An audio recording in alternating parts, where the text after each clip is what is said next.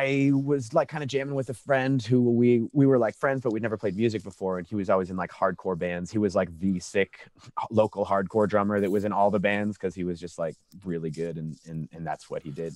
And then I got together and started jamming with him a little bit. And he was kind of like, well, do you know like this band and this band? And I was like, no, not really. I know what, I mean, of course, but the first time he played, I remember I went over his apartment in Alston when I first moved in. It was probably like 19 or 20, something like that.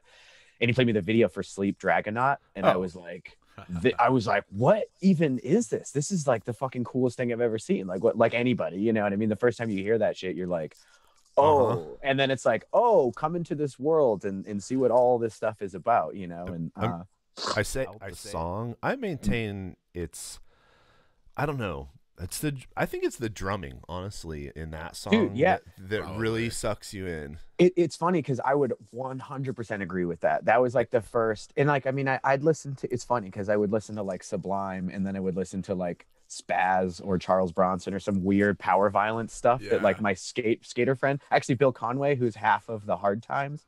I grew up with him and he kind of turned me on to like, I mean, yeah, power vibe, extremely fat, like the first extreme music that I heard. And I was like, what the hell is this?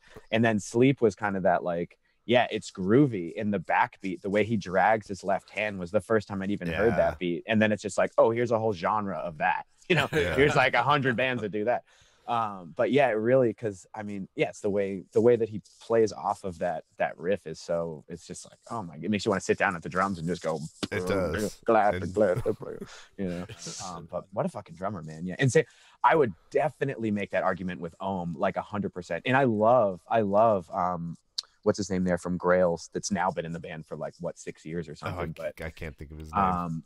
You can see his face clear as day. But yeah, as soon as like, because I remember the first time I saw, and Dan Tracy from Deafheaven has a hilarious story that's basically mirrors mine, which is like, you know, he like kind of like probably like some mushrooms and some weed and getting kind of fucked up going to see Ohm, and then it's a different drummer, and it's all he's going like it's a fit. All of a sudden, there's all these fills, and he plays so on top of the beat, and you're just like, dude, this is like not what I came here to see, man. Like this is like this is weird, I wanted man.